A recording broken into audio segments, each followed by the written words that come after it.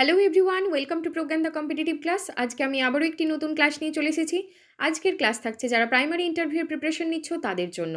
আমি অলরেডি তোমাদের 36টা ক্লাস দিয়ে দিয়েছি, আজ থাকছে 37 নম্বর ক্লাস। আজকেও আমি বেশ কিছু গুরুত্বপূর্ণ প্রশ্ন নিয়ে আলোচনা করব। তোমরা প্রথম থেকে শেষ পর্যন্ত ক্লাসটি দেখো, আশা করি তোমাদের ক্লাস ভালো লাগবে। তাহলে চলো আজকের ক্লাস শুরু করা যাক। আজকের প্রথম প্রশ্ন হচ্ছে, শিশুদের নীতিকথামূলক গল্প শোনানো হয় কেন? তাহলে শিশুদের নীতিমূলক গল্প শোনানো হয় মূলত তাদের চরিত্র গঠন, মানসিক বিকাশ এবং নৈতিক মূল্যবোধ যেমন সততা, দয়া, দায়িত্ববোধ ইত্যাদি তৈরির জন্য। এছাড়াও গল্পের মাধ্যমে শিশুদের কল্পনা শক্তি বাড়ে, ভাষার দক্ষতা বাড়ে, মনোযোগ দেওয়ার প্রবণতা তৈরি হয় এবং গল্পের ছলে তারা ভালো মন্দ, ঠিক ভুল বোঝার শিক্ষা পেয়ে থাকে। সেই জন্যই সেই শিশুদেরকে আমরা নীতিমূলক গল্প শোনাই। ঠিক আছে, পরবর্তী প্রশ্ন হচ্ছে, শিক্ষায় স্মার্ট গোলস বলতে কি বোঝায়? খুব গুরুত্বপূর্ণ প্রশ্ন। তাহলে শিক্ষায় স্মার্ট গোলস বলতে একটি সুগঠিত পরিকল্পনাকে বোঝায়, যা শিক্ষার্থীদের একাডেমিক বা ব্যক্তিগত লক্ষ্য নির্ধারণ ও অর্জনে সহায়তা করে। তাহলে এখানে দেখো, স্মার্ট বলতে কি বোঝাচ্ছে? স্মার্ট বলতে এস ফর দেখো প্রথমেই স্পেসিফিককে বোঝাচ্ছে, অর্থাৎ সুনির্দিষ্ট। লক্ষ্যটি হতে হবে বা গোলসটি হতে হবে একদমই স্পষ্ট বা সুনির্দিষ্ট। যেমন শুধুমাত্র বললে হবে না যে পড়াশোনায় ভালো হতে হবে, বলতে হবে যে কোনো একটি সাবজেক্টকে স্পেসিফাই করে সেই সাবজেক্টটিতে ভালো নাম্বার পেতে হবে, সেটা কিন্তু স্পেসিফাই করতে হবে। পরবর্তী হচ্ছে এম ফর মেজারেবল, অর্থাৎ লক্ষ্যটি হতে হবে এমন যা পরিমাপ করা যায়। ঠিক আছে, অর্থাৎ ইমপ্রুভমেন্ট যে হচ্ছে সেটা যেন পরিমাপযোগ্য হয়। নেক্সট হচ্ছে অ্যাচিভেবল, অর্থাৎ গোলস বা লক্ষ্যটা এমন হবে যেটা বাস্তবসম্মত বা অর্জনযোগ্য। এমন কিছু বড় এইমস আমরা বা গোলস আমরা করব না যেটা অর্জন করতে আমরা অক্ষম হব। ঠিক আছে, তাহলে অতিরিক্ত কঠিন লক্ষ্য কিন্তু হতাশা তৈরি করতে পারে, সেই জন্য এমন লক্ষ্য তৈরি করব যেটা অর্জন করতে পারবো আমরা। নেক্সট হচ্ছে আর ফর রেলিভেন্ট, লক্ষ্যটি শিক্ষার্থীদের দীর্ঘমেয়াদী শিক্ষা বা পরিকল্পনার সাথে সামঞ্জস্যপূর্ণ হতে হবে, যাতে সেটি তাদের ভবিষ্যতে কাজে লাগে। পরবর্তী এবং লাস্ট হচ্ছে time bound, T for time bound, অর্থাৎ লক্ষ্য অর্জনের জন্য একটি নির্দিষ্ট সময়সীমা বা ডেডলাইন থাকতে হবে। অর্থাৎ গোলস এমন হতে হবে যেটা নির্দিষ্ট সময়ের মধ্যে কোনো একটা প্রাসঙ্গিক বা এবং অ্যাচিভেবল একটা টপিকস হবে, যেটাকে আমরা নির্দিষ্টভাবে মেজার করতে পারবো এবং অ্যাচিভ করতে পারবো। সেই রকম গোলসকেই কিন্তু আমরা বলছি স্মার্ট গোলস। ওকে, পরবর্তী প্রশ্ন কি বলছে দেখো, যে 2027 সালে যে জনগণনা ভারতের কততম জনগণনা? তাহলে 2027 সালের জনগণনা বা সেন্সাস 2027 হচ্ছে ভারতের ধারাবাহিকতার দিক থেকে 16তম এবং স্বাধীনতার পর 8ম জনগণনা। ঠিক আছে, আর এটি ভারতের ইতিহাসের প্রথম সম্পূর্ণ ডিজিটাল জনগণনা, যেখানে মোবাইল অ্যাপ্লিকেশন ব্যবহার করে তথ্য সংগ্রহ করা হবে। পরবর্তী প্রশ্ন হচ্ছে যে 2027 সালের জনগণনায় কাকে ব্র্যান্ড অ্যাম্বাসেডর হিসাবে নিযুক্ত করা হয়েছে? 2027 সালের জনগণনায় ব্র্যান্ড অ্যাম্বাসেডর হিসাবে নিযুক্ত হয়েছেন সুদর্শন পট্টনায়ক। এবার এই সুদর্শন পট্টনায়ক কে একটু জেনে রাখা ভালো। তো সুদর্শন পট্টনায়ক হচ্ছেন 2014 সালে ভারতের চতুর্থ সর্বোচ্চ অসামরিক পুরস্কার পদ্মশ্রীতে সম্মানিত হয়েছিলেন। আর তিনি হচ্ছেন ওড়িশার একজন বিশ্ববিখ্যাত বালি শিল্পী, যিনি তার শিল্পকে ব্যবহার করে বিশ্বব্যাপী সামাজিক যে বিভিন্ন সমস্যা সেগুলো তুলে ধরার জন্য পরিচিত। ঠিক আছে, এইটুকু জেনে রাখবে। তাহলে সুদর্শন পট্টনায়ক হচ্ছেন ওড়িশার বাসিন্দা এবং তিনি একজন বিখ্যাত বালি শিল্পী, এবং তিনি চতুর্থ সর্বোচ্চ যে অসামরিক পুরস্কার সেটি হচ্ছে পদ্মশ্রীতে সম্মানিত হয়েছিলেন 2014 সালে। ওকে, পরবর্তী প্রশ্ন দেখো, যে অ্যাকোয়ারিজিয়া কি? তাহলে অ্যাকোয়ারিজিয়াকে আরেকটা নাম বলা হয় অম্লরাজ। এটি হচ্ছে 3 ভাগ গাঢ় হাইড্রোক্লোরিক অ্যাসিড এবং 1 ভাগ গাঢ় নাইট্রিক অ্যাসিডের একটি অত্যন্ত তীব্র ও ক্ষয়কারী মিশ্রণ। এটি কি কাজে লাগে না, এটি হচ্ছে সোনা পরিশোধন করতে এটি ব্যবহার করা হয়। পরবর্তী প্রশ্ন দেখো, প্রশ্ন হচ্ছে যে উদ্ভিদের সালোক সংশ্লেষণ কোন আলোতে সর্বাধিক হয়ে থাকে?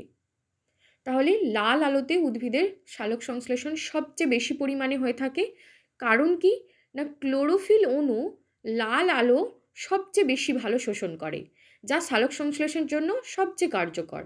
আর লাল আলোর পাশাপাশি নীল আলোতেই সালোক সংশ্লেষ ভালো হয়, তবে কার্যকারিতার দিক যদি বিচার করা হয় তাহলে দেখা যাবে যে লাল আলোটাই কিন্তু সবথেকে ভালো সালোক সংশ্লেষের জন্য। ঠিক আছে, পরবর্তী প্রশ্ন দেখো। তাহলে প্রশ্ন একটা আসেই যে উদ্ভিদের সালোক সংশ্লেষ কোন আলোতে সব থেকে কম হয়? উদ্ভিদের সালোক সংশ্লেষ কম হয় সবুজ আলোতে। কারণ কি না, উদ্ভিদের পাতায় যে অবস্থিত ক্লোরোফিল সবুজ আলো শোষণ না করে প্রতিফলিত করে দেয়, তাই সবুজ আলোতে সালোক সংশ্লেষণের হার সর্বনিম্ন। তাহলে সব থেকে ভালো হচ্ছে লাল আলোতে, সব থেকে কম হচ্ছে সবুজ আলোতে। ঠিক আছে, মনে রেখো। নেক্সট প্রশ্ন হচ্ছে 1 থেকে 100 পর্যন্ত কয়টি পূর্ণবর্গ সংখ্যা আছে? 1 থেকে 100 পর্যন্ত কয়টি পূর্ণবর্গ সংখ্যা আছে? ইন্টারভিউতে একটা প্রশ্ন করা হয়েছিল যে 1 থেকে 100 পর্যন্ত কয়টি শূন্য রয়েছে।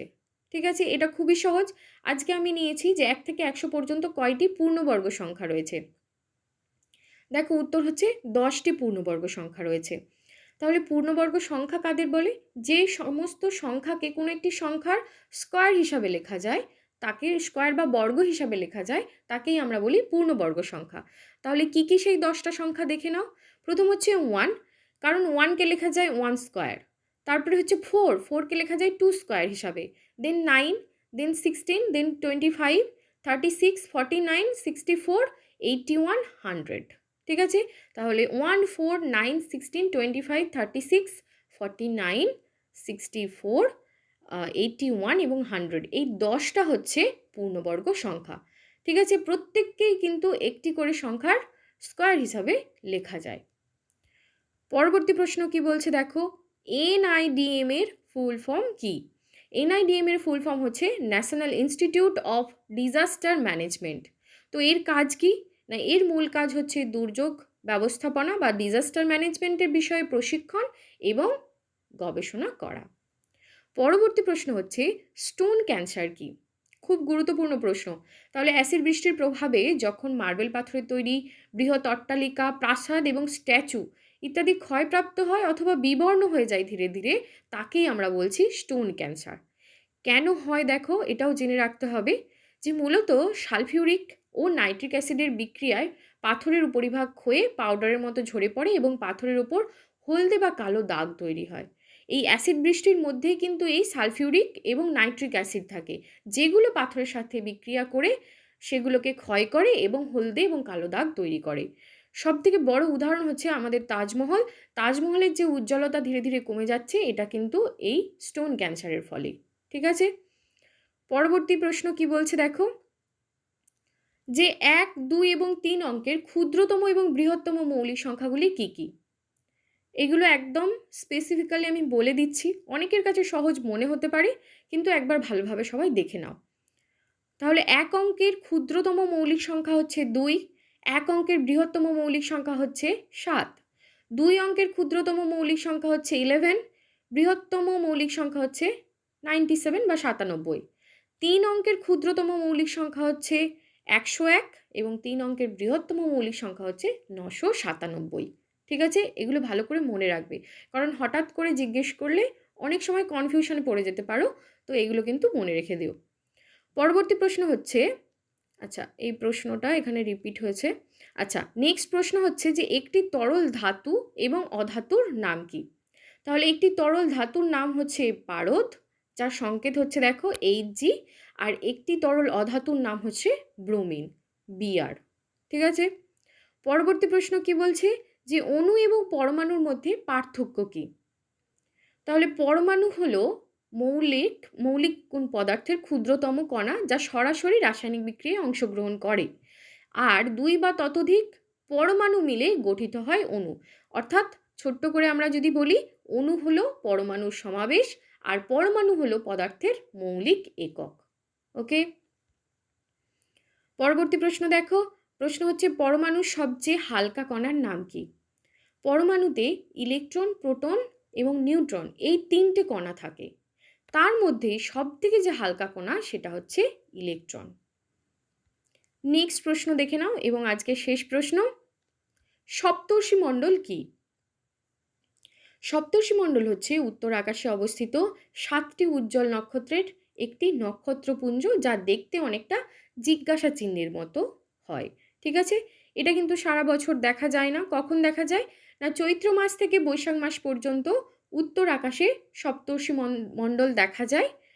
আর এটা এই যে এটা কিন্তু এই সপ্তর্ষিমণ্ডলের যে 7টা নক্ষত্র, তাদের নাম প্রাচীনকালের 7 জন ঋষির নাম অনুসারে করা হয়েছে।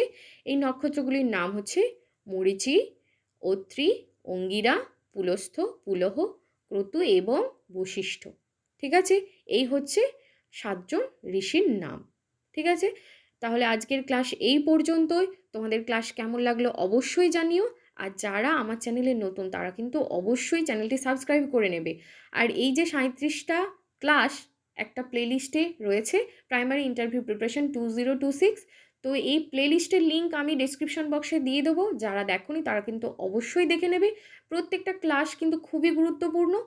তোমরা কিন্তু পরপর ক্লাসগুলো ওই প্লেলিস্ট থেকে দেখে নিতে পারো। ঠিক আছে? তাহলে আজকে এই পর্যন্তই। Thank you.